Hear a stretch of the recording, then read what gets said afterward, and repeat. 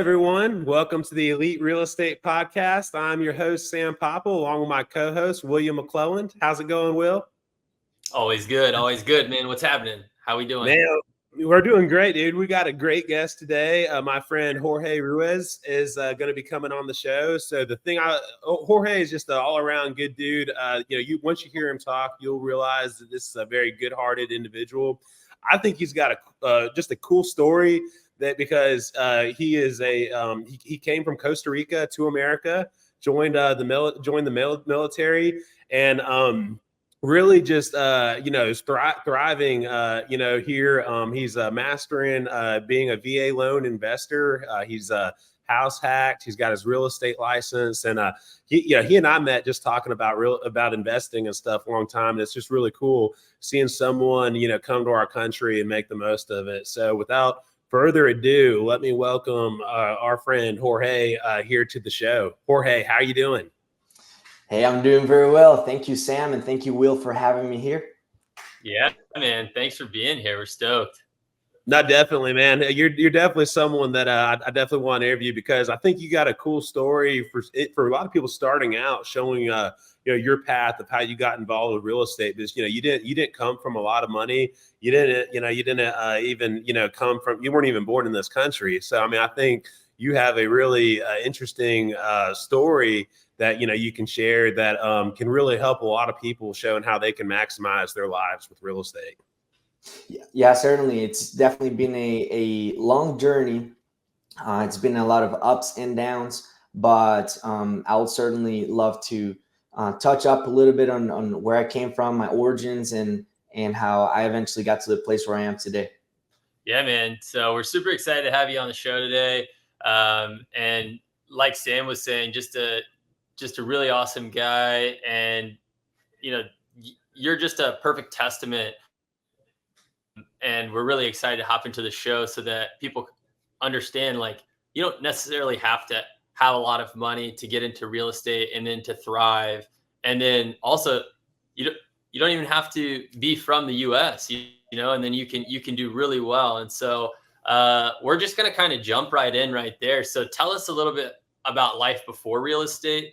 Tell us a little bit about your childhood, college, coming to America, what it was like in Costa Rica. The floor is yours, man. I'm just so thrilled that you get to tell and share your story. Yeah, certainly. Give me 1 second here because I believe I lost the camera. There you go. So, here, let me turn off. Got it. All right. So, I'd certainly love to share how I got started in Costa Rica growing up. I definitely saw both sides of the equation. My parents, they weren't very poor per se.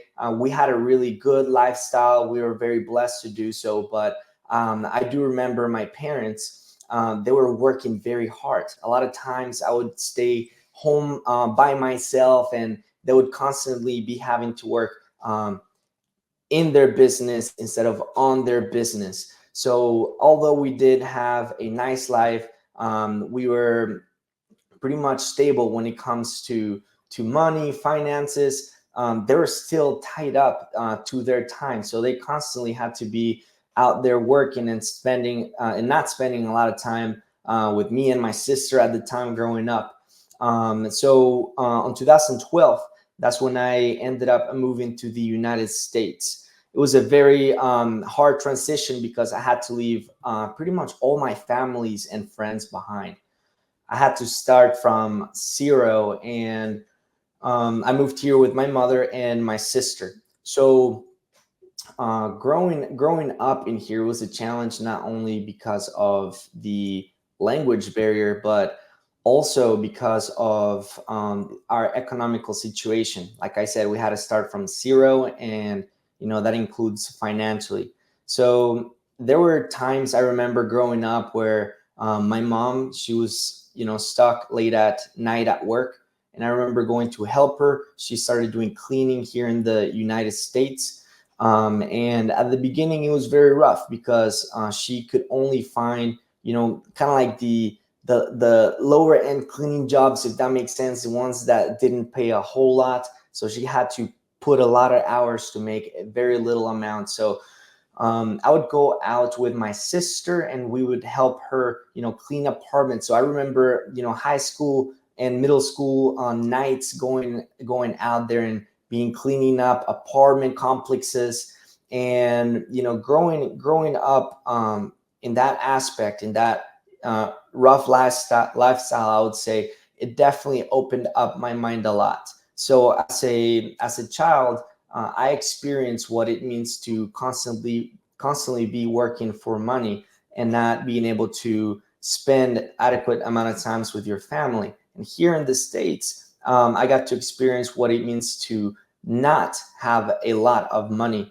And I certainly, of course, I was, just a child at that point. But, once I became an adult and I started discovering what it meant to be financially free, that was something that per se was not talked a lot about in my household. My mother, my father, they're, great at business, but perhaps the talks of financial freedom, specifically detaching yourself from the business and just building a portfolio that would provide passive income, was not the talk that I grew up with. So I definitely made the decision to change my family tree and change my lifestyle going forward. That's awesome. Yeah, man. No, that's really cool. So it sounds like you definitely had hardworking parents. So I mean, I'm sure that's where a lot of your work ethic came from. I know you said that they were more still in their businesses. Did you have anyone kind of early on that inspired you to get into real estate? Anyone that you kind of saw that was doing it, that gave you interest early on? Yeah, I mean, certainly. The first person I would say is definitely my mother. So, like I said, we moved in here. She was a single mother with two kids in America, and she started with nothing, not being able to. At that time, we did not have our citizenship, and she had to just stick with those lower end jobs, like I said, and it was very hard. But that did not stop her. She did not give up, although she had two kids. She worked really hard. She managed to find out how to open her own business, and she started growing in that manner. There could be 100 barriers for us. She would do anything. So just watching her how she would transition from just working on her own to then hiring employees and providing other jobs for people who needed it. That was very per se inspiring.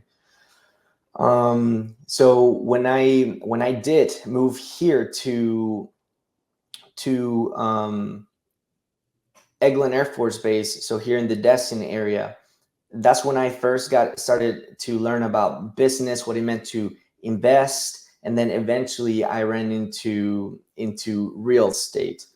Once What year was it that you ended up coming to Eglin?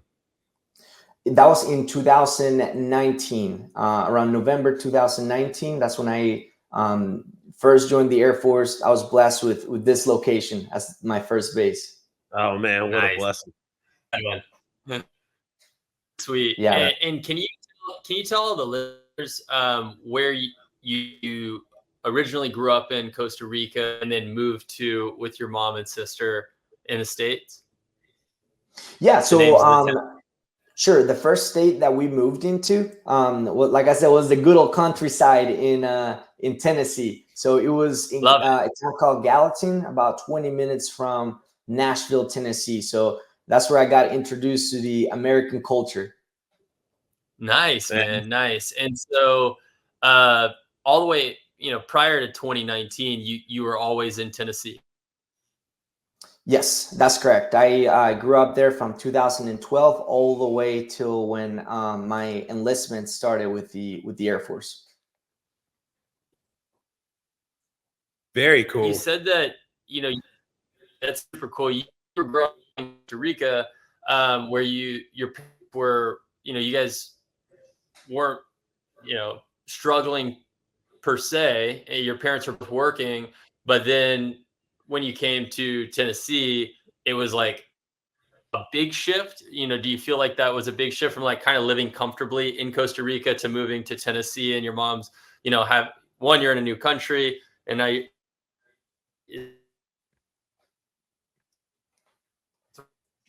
Yeah, I believe you're cutting out there a little bit, but I did get that question. So, um, absolutely. I think for me, it was definitely a big shift having to go from a country like Costa Rica.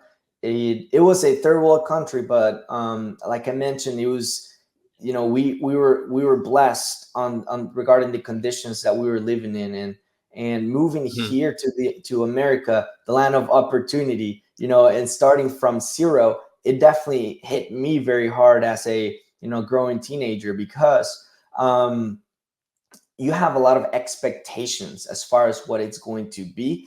Of course, you're moving down from Costa Rica when you're 12 years old. All you're thinking is about Mickey Mouse and Disney. And, you know, when you get here, the last thing that you expect is to be cleaning, you know, toilets at 3 a.m. on a school night. So I would say that was a very humbling experience. Um, just also, you know, the living conditions, as far as being, you know, starting and living more humbly. We something that I did see here in the states when I got here was the love that people had, the especially in a state like Tennessee.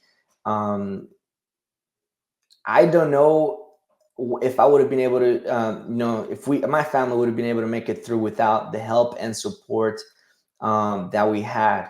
I remember there was one day there was this beautiful church, you know, we walked into, and we got introduced to, and there were some amazing people that were, you know, willing to help us out. I remember this gentleman in particular.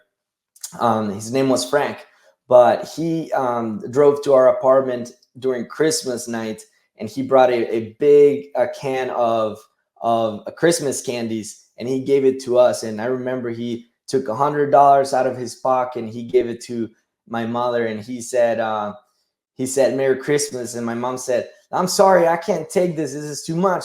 Thank you very much, right? And he was like, no, you know what? You keep that. And I remember these words. He says, whenever you're able to give back, do it. And, you know, that stuck with me. I remember that because that $100 meant the world to me, you know, meant the world to me and my family back there. And, you know, when you have an experience like that, when $100 means the world, and you start learning about business and opportunities, and how much you can bless people, because at the end of the day, I believe business and real estate goes far beyond just yourself. It goes far beyond to help others in need. And I believe the best way that you can do that is to grow on yourself, invest in yourself, so that when the time comes for you to be able to give back, that way you could do so to the best of your ability.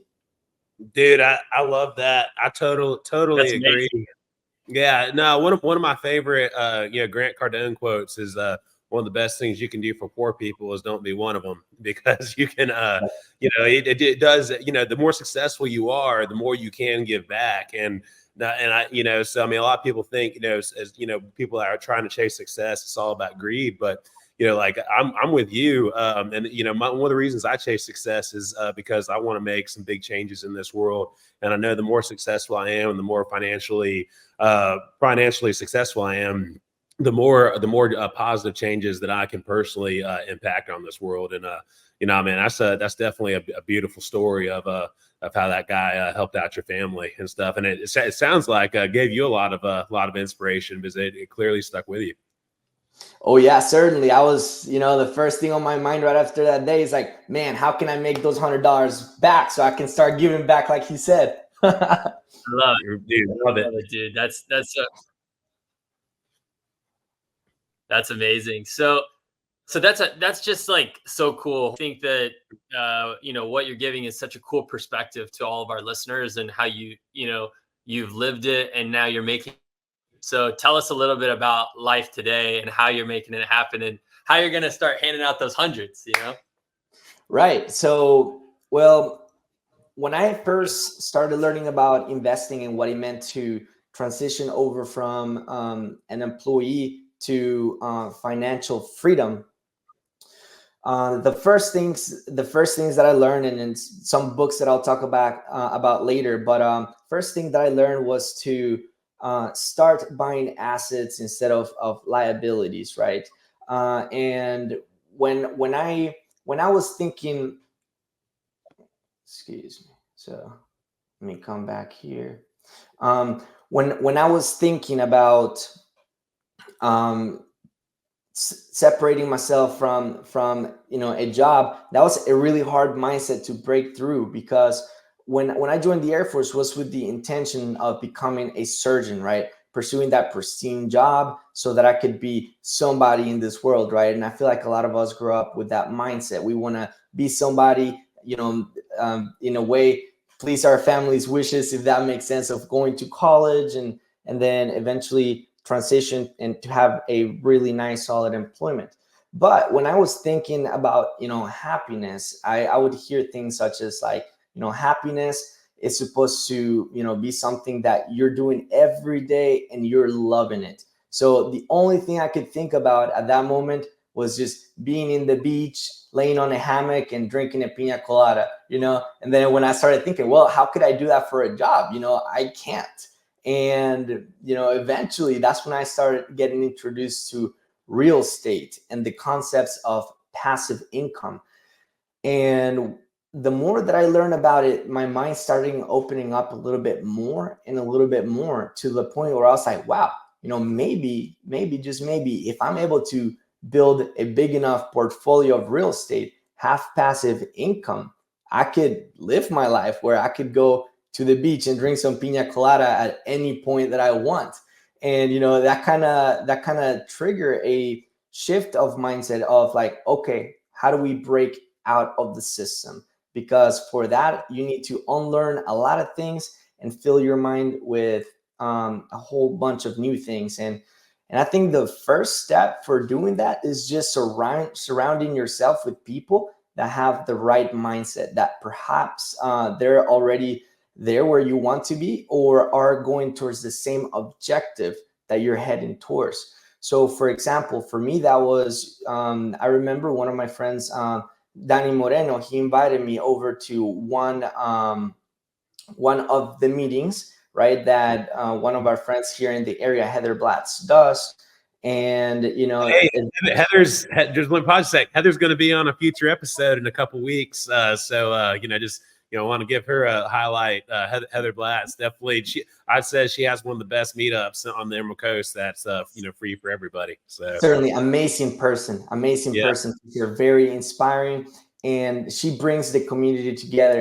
And that brings me to this point, which is very important, because Danny was somebody that when I bought my first property, Danny came right after, and he was curious about how I did it, and I was able to share a few tips with him, and man, he just took those things and he made it happen. He bought his first house, and after that, he introduced me to this group of real estate that I had no idea about.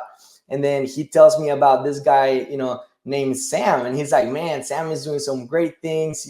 He's working over in developing the Clean Eats franchises, and he just invited me to this real estate event. Come on, and I did, and I was there, and then immediately, people just with some amazing mindsets, doing things that a lot of people don't think possible to do. A lot of them, buying houses, having multiple portfolios. And when you are surrounded with people like that, that's when your mind just completely expands. And that's how I personally met you, Sam, and I see you as a great inspiration to me, because you're currently in that journey, and that's just what I love, being surrounded with people of that mindset per se. Oh man, no, that means a lot, dude. I appreciate you give me some personal credit for in there and stuff. And yeah, man, no, it was cool. I actually, like I said, I remember eating lunch with you and Danny for the first time. I believe it was at Beauchamp's. Yes. I believe, yeah. So no, man, it was definitely great. And yeah, I mean, and you know, speaking to what you said, real estate meetups are one of the best ways that people can get involved and start, you know, learning about the business from people that have already walked the walk and done it. And it's overall a pretty welcoming community, you know, and you can hear Jorge's perspective, you know, of the, you know, one meetup that he and I have both frequented, you know, a good bit here on the Emerald Coast. But yeah, it's definitely you know, it's definitely a community deal that's very welcoming overall. And like I said, it's great hearing that perspective. Tell us a little bit about you know, some of those properties, man, because like you know, since I'm one of your friends on Facebook, I always, you know, see when you got a room for rent, this master bedroom suite for $1,100, or this small room over here for $900. You know, you're the room rental man. So tell us about, you know, how many houses you got, and you know what's your what all you're doing with that. Yeah, and kind of like explain to the listeners a little bit about like your business model and you know, how you kind of got there, because I know we kind of touched a little bit about VAs, you know, getting into the military, but yeah, just kind of highlight it, let it rip. Yeah, certainly. So currently I have a portfolio of 14 rooms for rent here in the area. And the way that That that's three houses total. One of the properties I love has it. 4 rooms. It doesn't matter Then how many houses. It's 14. It's 14. I love 14 baby. rooms. I just want to know how it's gonna. Yeah. Nah, this Yeah. is This great. is actually something really cool that all the listeners need to go about, because we talk about being creative, right? And things like that. And I think house hacking is one of the coolest things. And if you guys listen to some of the first episodes, that's how I got started. And I actually house hacked leasing. And I was able to lease a house, and then was able to rent rooms. And then I lived for 3.5 years without paying rent. I was actually making money. So there's like so many lessons to be learned here. It doesn't matter. That's not his business model. Jorge didn't say he has 3 houses, right? He's got 14 rentals, baby. So I just don't even ask the question is because right. I want listeners to realize like how possible this is for all of them. Jorge is about to take you through steps of what you can literally go do in the next probably 3 to 5 years of your life and get ahead. And he'll give us that timeline. So without further ado, take the stage. Yeah, absolutely. And then I'm gonna be an open book. I'm gonna, you know, break down the numbers specifically. I'm not gonna hold anything back, because I do believe that, you know, by, you know, a lot of people, you know, enjoy moving their in silence, and that's totally fine. But I feel like if you speak of what you're doing to your community, man, you can bless so many people. So certainly. So I started with investing, right? I remember when the stock market was hot, I put some money in Tesla, and I had some money aside in there. But I did have a tool, which was my VA loan, and I wanted to purchase my first property, but I didn't know if I wanted to do a VA loan, which is 0% down, an FHA loan, or a conventional loan, which is 5% down, right? As far as your primary residency goes. And one of my goals was, how can I purchase a property with as little money as possible? So I did choose the VA loan because that gives me 0%. Now, that doesn't really subtract from the strategy, because when we're talking about, for example, now don't quote me on these numbers, but if we're talking about roughly a $320,000 house, you're looking at closing costs and perhaps a down payment 3.5%, somewhere around like 12K. So that's not a number that is, again, I don't have a calculator, so don't quote me on that. It's an estimation. But when you're talking about a 3.5%, you know, that's something that we live in a country that is certainly achievable, right? I totally believe 12K is something certainly achievable over a period of time for any young person out there. So if you do not have access to a VA loan, that does not, prevent you from taking full advantage of this strategy. So I just wanted to say that. And I decided to use my VA loan, 0% down payment. But when you purchase a house, you also have closing costs, which a lot of times also come out to 3.5%. So now you're looking around 12K for a down payment if you're using an FHA loan, right? But if you're using an FHA loan, 3.5%, you're also having to pay another $12,000. So that's when people usually look at that and they get turned off. They're like, oh man, now we're talking about 20K plus, and that's just not something that I could do this year. Maybe if I save a little bit, maybe I'll be able to do it next year, or the year after that. And that just prevents them from taking action immediately. And when it comes to success in real estate and just in life in general, that is the key word: action. How can I stop delaying the process? How can I stop delaying and take action and start now without being prepared? Because for anything great in life, you're never going to be ready. You're never going to be ready enough to do something. So when it comes to that is, this is the strategy that I used when I was purchasing my first property. It was a 0% down with a VA loan. But then what about the 12K that I needed to pay in closing costs? Well, at that point, I didn't know much about the business, but I knew that I just wanted to get started. So what I did, I asked if I could put those 12K of closing costs into my loan. So then I discovered that you actually can through seller credits. So if you put an offer in your home and then you want to add a little bit more to that loan, you can tell the seller, hey, look, especially I did this because the market was very rough. Everything, people are paying $20,000 over asking price back in 2021. In March in 2021, that's when I bought my first property. So I knew I needed to be competitive. So I told the seller, hey, look, you've had this house here for a week, and I want to pay what you're asking. But I do ask that you give me $12,000 back in closing costs. So in seller credits, right, to cover my closing costs. So the seller agreed, and I extended my loan. That property was 363 at the time, and eventually the loan closed for 373.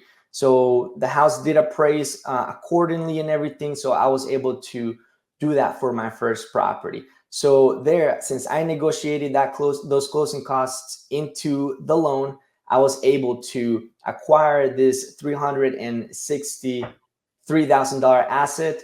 Well, at 373, because that's what I bought it for $0. So VA loan, 0%, closing costs, 0% at that point, because I got them covered by the loan by asking for seller credits. And then when I moved into the property, you better bet I started renting out those 3 bedrooms. I lived in the master bedroom, and that covered at that point, we had a really nice interest rate of 2.25%. That's what I acquired for. Right place, right time, right? Right place, right time. I love it. Yeah, and then I started renting out those 3 rooms, and that paid for my entire mortgage, which at the time it was $2,000. That's what I acquired it for. Now insurances went up, so now it's a little bit closer to $2,400. But that good old Florida insurance. Yeah, of course. Yeah. Yeah. So for those rooms, this is how I did the math as far as what price I wanted to rent them out for. I thought it was very achievable to rent those rooms out for $1,000, including utilities. And people are telling me, man, are you crazy? Like, those rooms will never be rented out for that price. People are never going to pay for anything like that. But here's the thing, when somebody is looking for a property here in the area, they have a few choices, right? They could either go buy a house, which a lot of times they don't want to do for any specific reason, or they could go and rent out an apartment, a 1-bedroom, 1-bathroom apartment, which here in our area, perhaps the cheapest apartment that you could find right now is roughly around 1,300, right? But now that includes none of the utilities. So actually, I was working with a real estate client the other day that I was helping buy a house to do this strategy, and we started breaking out. Well, he was going to actually move into one of my rooms. That's right. So this gentleman was going to move into one of my rooms, and we were breaking down the numbers. So, okay, so 1,300 is the cheapest thing that you're finding out there. So how's the condition? He said the condition is not good. I'm like, okay. So what about the utilities? So as we broke down each of the utilities, Wi-Fi, water, electricity, sewer, all those things, it came out, other fees, it came out that he was going to be paying actually around 1,600. And this is for a really, broken down apartment per se. Then more normal renovated apartments, they're going for around 1,500 to 1,600. And you better bet that the utilities bring it up to almost $2,000, which ironically is here what the Air Force pays for BAH, which BAH is just housing allowance that they give the military when they move out of the base, right? So these military members, they're making, when they move out of the area, around $2,000 for BAH. And a lot of their goal mainly is, man, how instead of just having this $2,000 go to an apartment complex, how do I pocket some of that money? And that's whenever, the room rental strategy came right into play, because I was able to rent these rooms out individually. And, let's say that a room you rent it out for $1,100. Now that is including all utilities. So the tenant is not paying for any Wi-Fi.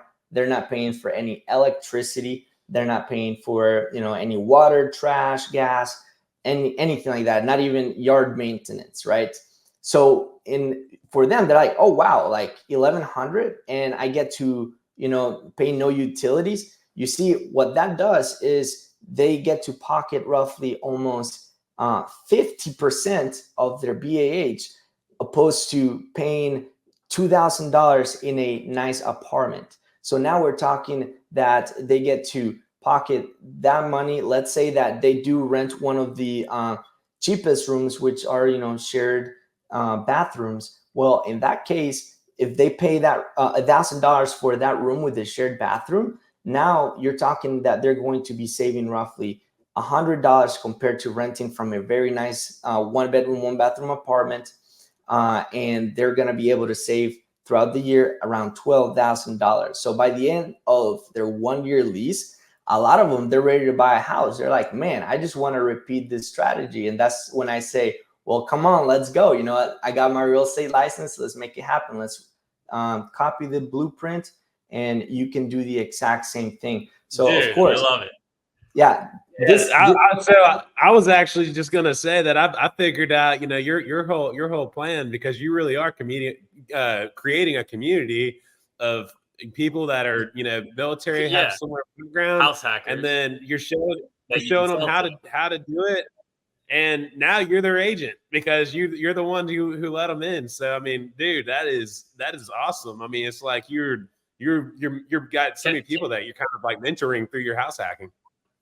Yeah, definitely. Yeah, no, that's so sick. Like, we're 14, right? And so you've been doing this since, you said 2020, right? 2021.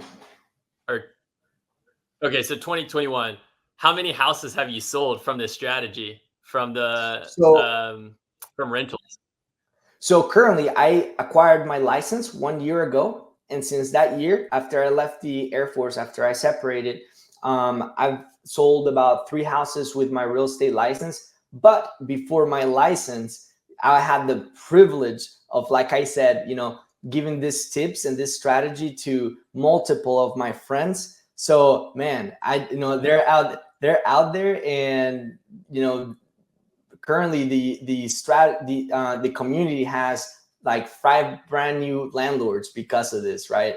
Something that could have potentially never happened without the house hacking strategy. So cool. Yeah. Man, that is awesome. And I think it's also really neat how I was like I said, since I've been your friend for a while, and I've seen you list these rooms. You when people that tell you you're crazy, I've seen some of the hate you've experienced on in comments when you list a master bedroom for rent for 1,100, and there's a lot of people on there just being negative and dogging it out. Meanwhile, no one's offering a cheaper alternative or showing any links for cheaper alternatives. So everyone is kind of just full of crap when they say there's a cheaper one available. But Jorge is a good example of someone who knew what he was doing was a good thing, showed resilience, and is now very successful. Because of it. You hear that has 3 homes that he owns currently, and has people paying rent in all of them. So man, that is awesome. Yeah, certainly, Sam. And I do want to touch on that point a little bit because you mentioned resistance. And I think one of the best ways to know that you're growing is if you are experiencing resistance. Nothing good comes easy. And definitely when it comes to opinions, people definitely have a lot of that. And right. We have, for this strategy, specifically, we have perhaps people that are used to the market before 2019, perhaps when the houses were a little bit lower in price. I'm not sure the but they were a little bit lower in price, and and of course they had perhaps a nicer interest rate than they have right now, which right now they're currently around 7% or so, if I'm not mistaken. But they think of the lower prices of the house, and of course they're thinking that their mortgage, because a lot of the comments, they were like, what, $1,000 per room? I could literally buy a whole house with that amount. And I'm like, where? You bought your house back in 2012 and the property has probably doubled in value since. How are you going to buy a house for that big for $1,000 a month, right? So you definitely get those hating comments of people that are not perhaps updated with the economy. They're not in the market. They have not noticed that the cost of purchasing a property to rent has significantly increased, which puts the landlords in a rough position, because if they purchase a property and they cannot cover the rent, that's not a good business for them. So they have 2 options. They either stop providing housing for the community, or they have to crank the prices up to match up inflation. And that's something that a lot of people, don't think about, because, everybody has their place in this world. And I believe when it comes to landlords, they certainly have their place of providing housing and creating opportunities, adding value to the community in ways that, a lot of other people can't. And a lot of people benefit from them doing this, such as, somebody that wants to save $12,000 every year to be able to purchase a property down the road, right? So by providing room rentals, it definitely benefits the community and adds value in multiple ways.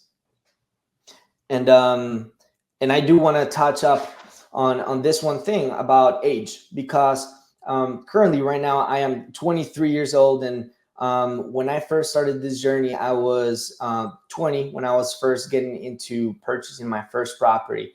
And I remember being at my job over at the Air Force, and after I bought my first house, and I was very excited to rent out the 4 move into the master, rent out the other 3 bedrooms. I came to my job and I was just very happy, very excited. And I remember making a comment about it. And immediately the feedback that I got was, completely amazing. Honestly, not in a good way. They were just like, what? You just bought a house? How dare you? You're so wrong. I mean, you're so young. Like, that is so dangerous. You could go bankrupt. You could go here. You could go there. And, you immediately hear that and you're like, you immediately start questioning yourself. So, man, just only sharing your plans with with the right people, the right mindset, people that genuinely want the best for you, it is so important.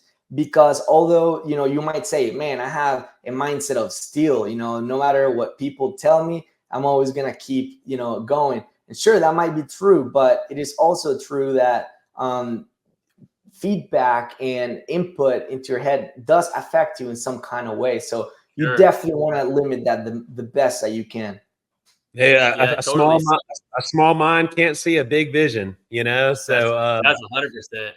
Yeah. So So tell no, us it's kind of how, like, you went from, you know, having 3 rooms plus where you're living at to room, 14. You know, what was the step? Expansion. And then tell us house 2 and 3. Let us know how you went to house 2 and 3. But in the bigger picture here on this episode, going from 4 bedrooms where you were living in one, so 3 rentals to 14. Okay. Yeah, certainly. That's what I'm talking about. Yeah. So first, I want to talk about the importance of this strategy about having 4 rooms. The reason why you want 4 rooms in the property is because, like I said, in this area, the rooms are currently being rented with utilities included for $1,000 and above, right? And when I say above, that depends whether the room is currently having a shared bathroom, whether the room is furnished already, whether you furnished it for your tenants, or whether they have a private bathroom and now they're renting the master. So then you generally, with that being said, you're doing a 4-bedroom, 2.5 bath minimum, but preferably 4-3. Is that preferably 4-3? And the reason why is because if you do have a private bathroom for the tenant, they usually prefer that, and they're willing to pay more for that privacy. Totally. I'm writing all this down right now. I love certainly, it. Yeah. So just to give you the numbers real quick, currently the lowest room, right, is well, I will start with the highest. The highest room currently right now, it's located in the first property that I bought. Is a 4-bedroom, 3-bath, and that house has a very nice pool on the back. The master bedroom has a nice, like, bathroom with jacuzzi, with tub. So this houses, they're not in bad conditions. They're actually very nice and quality homes. So that room right there, that's the highest price that I have right now, and is currently rented out for $1,400 with all the utilities included. I love it. And on the lower end, currently the rooms with shared bathrooms, which perhaps are a little bit smaller closet, those are currently being rented out for $1,000, right? And of course, one of the best ways to know if you're overpriced on something is, are people renting them or not? Right? Totally. So what's your general, like, turnover rate? So right now it's 100% occupied. Right. So do you have a wait list? So not at the moment. Currently, right now, the next room available is going to be on August 10th. So we try to spread out when the lease ends as much as we can.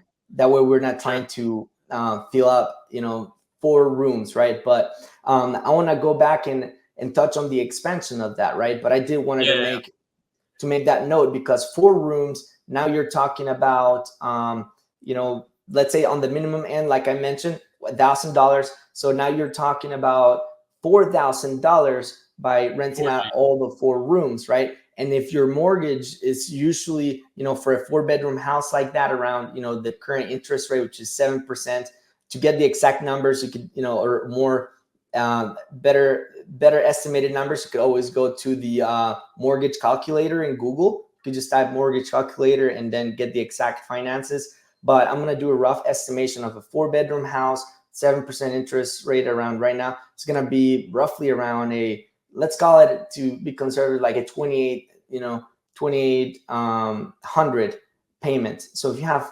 $4,000, and let's say that utilities of what?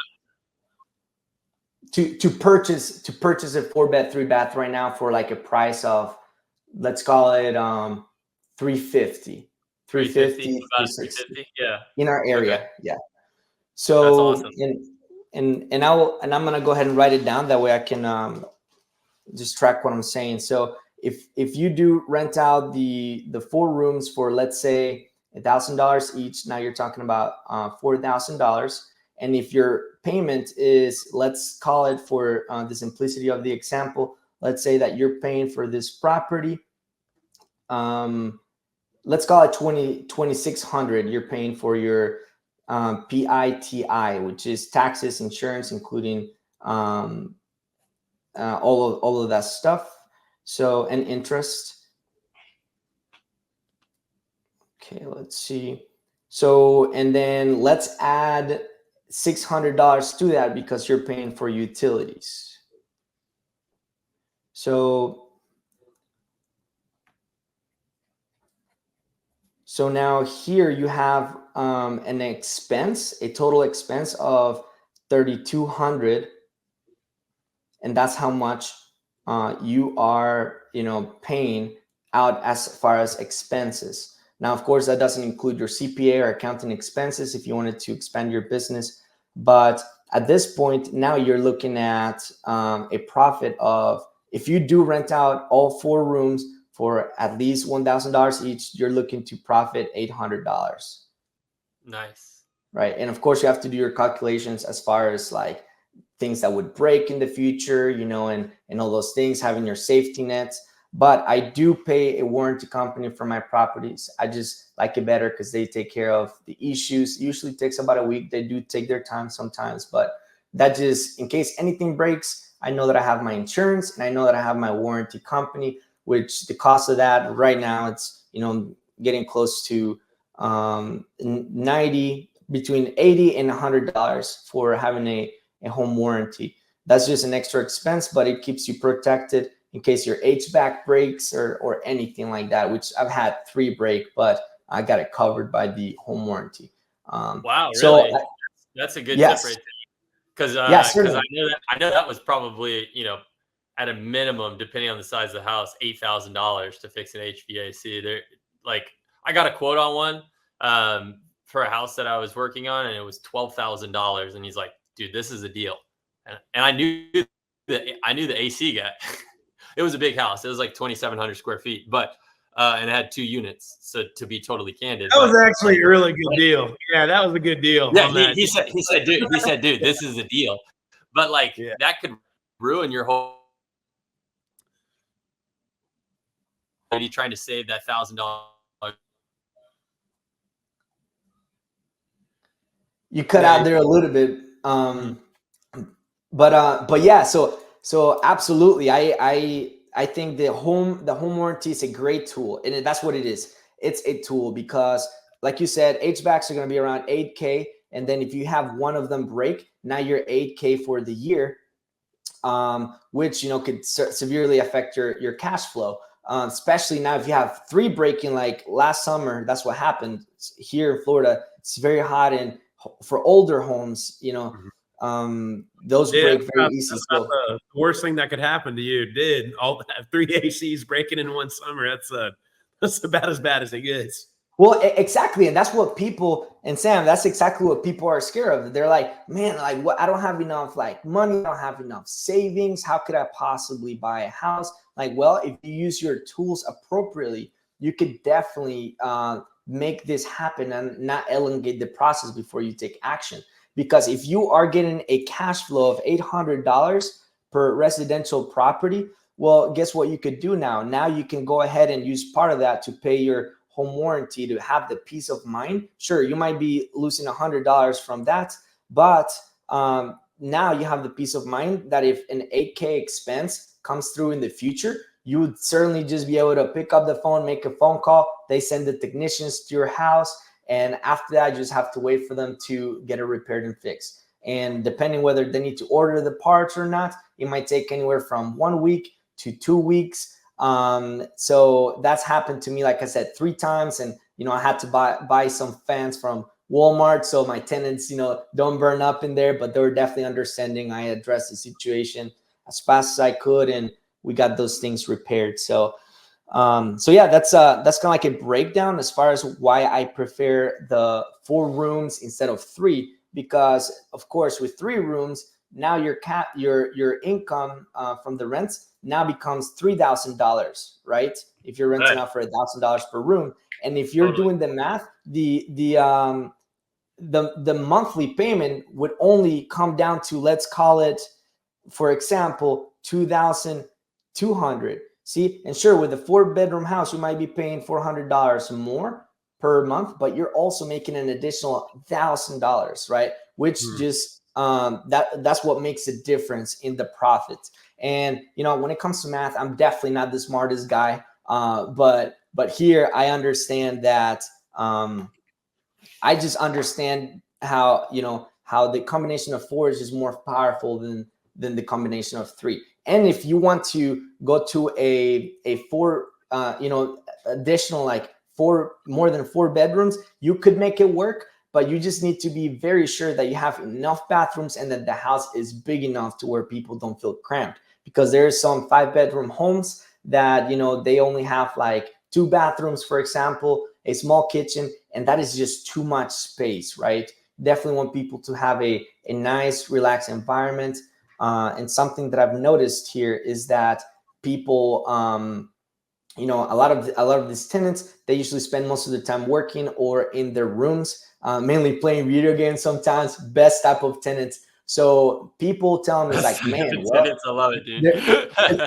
Because that's a concern that people have. It's like, well, how are you gonna get along with like 4 people in the house? That's crazy. That all those people. But man, like for me, whenever I go into the homes, I'm like, hey, how's everything going? Hey, pretty cool, man. Does anybody even live here? I feel like I'm living here on my own, because that's it, man. People just keep the lights off, and sometimes they do watch a movie in the living room. I personally furnish the living rooms for them. I put a TV up and all that stuff. And that's probably the only time they go out to use the places. But yeah, I was actually curious on that. So you just rent the room straight up, like you don't have them furnished or anything? Correct. No, I at least not at the beginning. At the beginning, I would just rent the room alone. Now, as I've been growing my portfolio and my savings, I have been able to, every now and then I would just buy something very nice.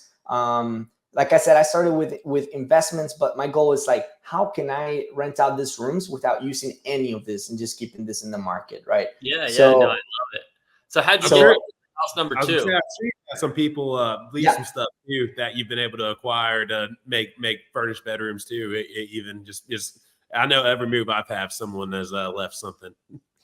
Yeah, no, absolutely. And I do owe you that about the expansion. So as far as how you create the expansion, for me, this is the way that I did it. When I went to the bank for the second time, and I was, man, all fired up. I'm like, dude, like you're making like $1,000 like per home. Like, I'm like, well, if I just get 4 more of these, that's gonna replace my Air Force income. So what are we waiting for? So I go over to the bank and I tell them, okay, well, hey, I'm ready to get my next one. Like, what do I have to, what I have to do? That, well, you're limited because of your debt to income ratio. And right now you can only afford to buy a $250,000 house. And for me, here's the thing. When it comes to loans, I believe that, financing as is, sometimes it could be difficult to acquire. So when you do have an opportunity to acquire some financing, I try to max it out, because I know that properties generally appreciate 3% a year, and a $500,000 home is going to appreciate a lot more over time with that 3% appreciation than a $100,000 home. So sure, that's the reason. That's, it kind of worked out this way by accident. It just happened to be the best thing that I could do. But the amount of my first home, that's what I was able to do. I was able to max it out, and it just worked out to a 4-bedroom house, right? Then as far as the expansion goes, when I asked the bank, it's like, well, is this all I can do right now? Just 280? And that was enough to currently at that moment to purchase me a 3-bedroom or a 2-bedroom house. That was it, right? And I'm like, well, that doesn't really work with my strategy. So one of my tenants at the time, his name is Zach, I remember him telling me, it's like, man, I really want to buy a house. And at that time, I did not have my real estate license. So he tells me, man, I really want to buy a house and I just want to have a shop. So funny enough, that same week, I go to one of the meetups of here in the area of Matt Gardner, and we were just sitting right there on the table. And then I'm sitting by this lady, and she goes ahead and just pulls up this deal, because I'm sharing with the group, right, what I do, the room rental strategy. And you see here, I'm not moving in silence. Definitely not moving in silence. I'm speaking it out. And then this lady just comes and says, hey, look, I have a 7-bedroom house right here. It's got 5 bathrooms and it's got 2 car shops. And I'm like, jackpot. Okay. I'm like, I remember Zach wanted a shop. Crazy.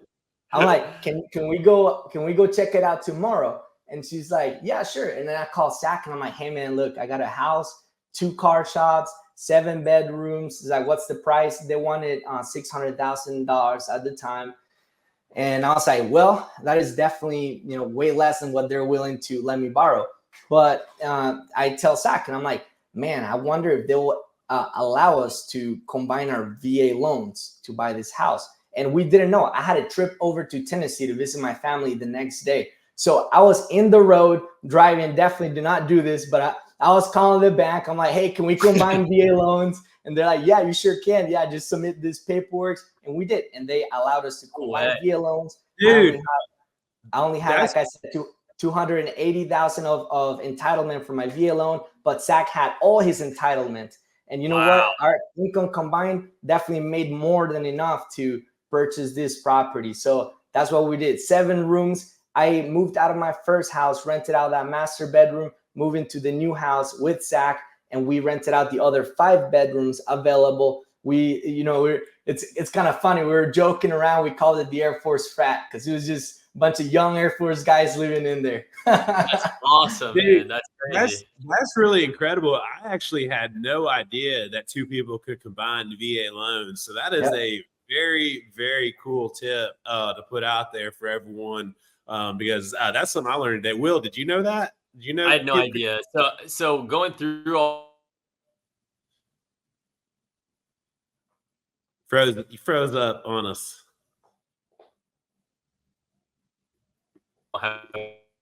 Oh, you come back? All right. Will be back with us in a second and stuff. Will, are you back? Yeah, I can hear you guys. Okay, cool. There he is. All right. What were you saying, Will?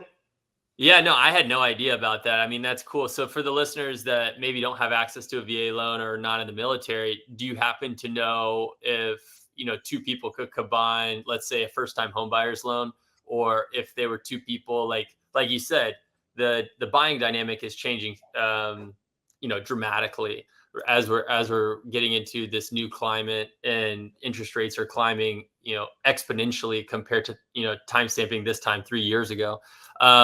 So if I was never bought a house and someone else never bought a house, could we combine our first time home buyer loans? And are those types of things that you can do? Because I really feel like, loan originators should be, doing that and telling people about that. So I certainly believe so. And I'll tell you why, because for my third property, I wanted to purchase a house.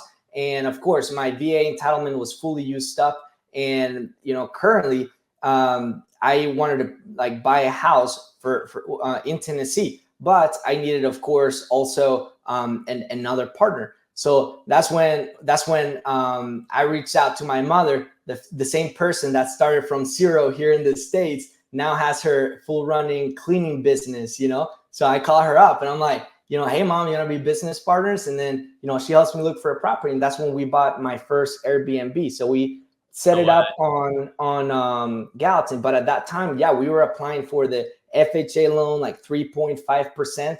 Now, based on my DTI, they didn't allow us to do the 3.5 FHA loan, but they give us an in-house loan, which I didn't even know we could do. At this point, I was just trying to get my hands on as much capital as I could. And, it just worked out that way. But I do remember that we were fully, you know, allowed to combine that FHA loan 3.5%. So I'll definitely verify. I don't know the 100% that if that's a fact, but I certainly believe so. And we'll, yeah. And so for all listeners that obviously you're going to have to talk to your things that you can learn about. So something that is, did you have to create a business with your mom, or were you guys able to do that individually to buy this property?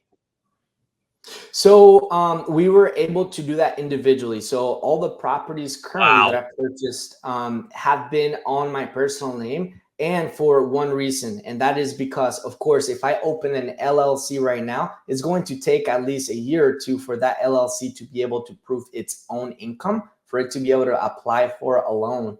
And so it was just more favorable for me at the time to just use my personal name. And of course, I'm getting now to the point where my portfolio is growing, and I'm about to, you know, pay somebody to structure that with the full, you know, revocable trust at the top, then, you know, land trust, and then that good old Wyoming pass through LLC for protection. And I'm still exploring which structure is the best, because there's a lot of ways to protect yourself. But that's kind of the next step in mind. But yeah, so far, you know, they've been under my personal name because that's what that's how I can prove the income. And now I'm getting to the point, I started this 3 years ago, so now I'm getting to the point where I can go back and prove my income from all of my rentals for the 2 years. And I just saw the balloons go up. But prove the income of the last 2 years of my rentals, so that now all those properties that I've accumulated, which now the portfolio is a little bit over $1 million worth. Now that whole $1 million loan, for example, that I have accumulated through all those properties is not even going to count against me. So now I could completely use my income plus my rental income to keep scaling the portfolio now that the 2 years have gone past. Dude, that is awesome. But before I ask you, my next question was, what's your next 12 months of real estate look like? I want to kind of back up just to highlight some else for listeners that you mentioned how you bought that Airbnb with an in-house, you know, bank loan.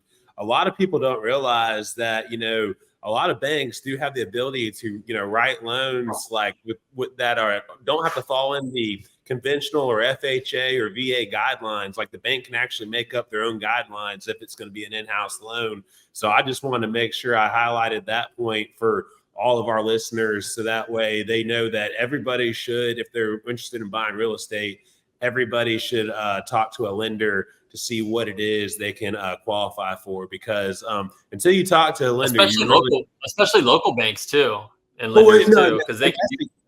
That's 100%. That's exactly who you want to talk to, local ones, because I know some of my condo deals of the past required local in-house lenders. Like one in particular, that, you know, was, I think the total development was I think 350 units, and the developer owned over 100 units personally. And so because he owned such a large percentage of the property, they wouldn't write conventional loans on that real estate. So the only loans that would qualify were some banks call them portfolio loans, or some call them in-house loans, but it's an in-house loan that's written from that bank. And so again, you know, Jorge took advantage of that on his Airbnb property, and I just wanted to make sure everyone knows that that is definitely something that everybody should go check out and see what loans are available for them, because, you know, there's different banks have different ones that aren't necessarily available everywhere. But man, that sounds like an amazing journey and ride, you know, to go you know, all the way to now being the king of the room rentals. What's your next 12 months in real estate look like? Yeah, certainly. So right now, like I mentioned, I'm going to file the last two tax returns. Currently, I filed an extension for this year. I'm about to report all that rental income, take advantage of my home depreciations, which that's another benefit of maxing out your loans. The more the home costs, the more tax advantages you can get out of it. So I'm going to pretty much write off all my taxes so that I can use all that capital to of course, report my income and also keep expanding the portfolio. But now in the meantime, I do want to share with this because there's some people out there that they might like, man, this all sounds amazing, but I just don't feel ready to buy a house. Well, I would definitely say don't let that stop you from starting this strategy, right?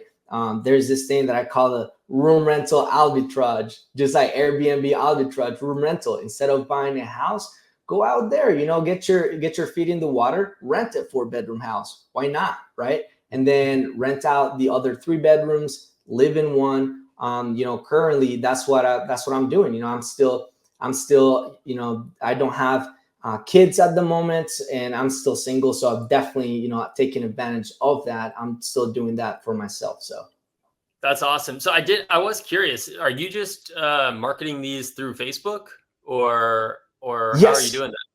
Yeah, I'm very glad that you brought this up. So that's what 2 of the main important things is, okay, how do I obtain my room rental lease agreement so I could just get it started? And then how do I get my rooms filled? All I've done to fill out my rooms is just that, Facebook Marketplace. That's it. You put it up there. And of course, how do you do your due diligence on the clients? Well, you go through their profile. Of course, make sure you are, with adherence with the fair housing laws and all that good stuff. But you could usually learn a lot about a person by the stuff that they post in social media. And that's how you do perhaps your due diligence, as well as doing the appropriate background checks. For me, I live in an amazing area where we do have 2 main Air Force bases. So people that are military, I don't spend money doing a background check on, because the Air Force already does an amazing background check.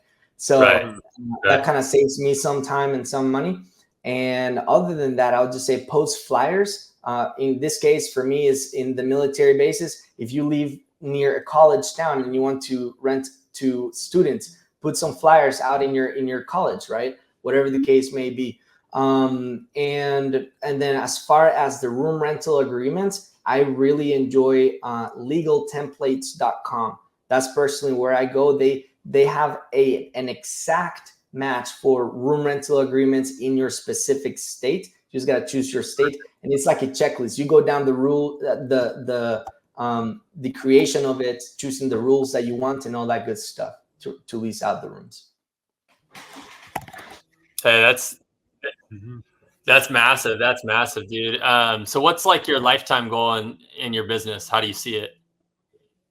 So right now, I've transitioned right from receiving income from the Air Force to becoming a real estate agent. So my goal right now is to help as many people as I can, making their real estate passive income dreams come true. So I've been dedicating a lot of time to young members of the military or young members in general that they want to buy a house, and after that, start this house hacking strategy and so on. So I'm definitely using the profits that I make from that to establish an even stronger foundation. With this rough economy, I think this provides a lot of value to society. So I definitely want to acquire more properties, make affordable housing available to younger people. So instead of them having to spend $2,000 in a 1-bedroom, 1-bathroom apartment, they could just spend $1,000 and then save the rest. So they can either, prepare to buy their house or their own house in the future, or that they could just use that for any life venture that they want. So definitely it's expanding the portfolio right now and helping others do the same thing is on my sights for the next 5 years. Dude, I believe you'll definitely do that. So like I said, I think this episode shows that you really do want to give back and help others. So I think you will. What is your favorite or top 3 favorite books that you've read that you think had the greatest impact on your real estate success journey? Yeah, absolutely. I love that question because, again, if you are currently in a situation where you don't have a lot of friendships that are business minded, how could you expect to grow, right? So you need to make your books your friends. You need to spend more time with the books of the millionaires than what you do with your friends. That's the fastest way to, achieve your goals. Surrounding yourself with that environment. So the first one I'd recommend is definitely Rich Dad Poor Dad. The reason why is because that opens up your mindset, and it helps you understand that instead of buying a car when you're young, instead of buying all those things that young people usually do to impress their friends, completely eliminate that and just buy assets that work for you. Instead of you having to show up at your job and working for money, you're pretty much at that point buying assets that now start working for you and producing money without you being there.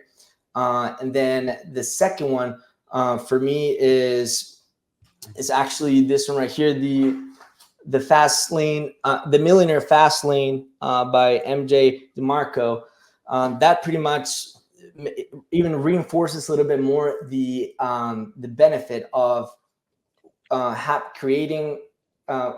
moving your lifestyle from a 9 to 5 over to the 5 lane, right? If financial freedom is your ultimate goal, he teaches how to achieve that the fastest way compared to traditional methods that we've been taught in the past. And I recently read a really good book that is called Spin Selling. And I believe this book is great because it helps you, it teaches you to listen to people first as far as what they need, so that once you understand what they need, now you can rephrase your product or your service in a way that will benefit them for it to become a no-brainer, and so that they understand what your product can do for them. That's awesome, man. I just added the Millionaire Fast Lane to my Audible, so I plan on. I just wrote it down right here too. Yeah. Awesome. Yeah. Great book, very blunt, but a lot to learn. A lot to learn from that book. I'm excited for that one for sure. So, dude, fantastic. If you could put in summary, like the number one advice to people that might be listening today that want to emulate and do exactly what you're doing, what would they do to need to get started? Yeah, certainly. So I actually had a friend recently that, asked me, what can I invest in? I definitely, I'm still doing the market, still doing crypto, learning more about it and everything. It's like, man, what should I buy? What should I buy, man? Or what should I invest in right now? I'm like, man, look at the mirror and invest in yourself, because it doesn't matter. It doesn't matter what you buy. At the end of the day, if you make $1 million, it's not about the money. It's about the person that you become. So on that, I have it right here behind in my whiteboard. I look at it every day, and it says, repetition makes your reputation. So create habits, and your habits will create you. Purpose over pleasure. And right there in that little pink sticky note, success is my responsibility. So with that, I'll leave the listeners with this. You become what you're surrounded with, and you become what your habits are. So if you want to become a millionaire, do things that millionaires do. Millionaires read books, millionaires buy assets, and millionaires take risks. And more importantly, millionaires do not share their ideas with the wrong people. So definitely, circle is key. Mm-hmm.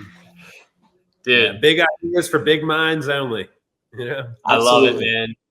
Big shout out to Clean Eats making this episode happen. Even bigger shout out to Jorge. Thanks so much for for joining us. Yeah, my pleasure. This definitely appreciate. I wrote down a ton of notes today. This was really cool.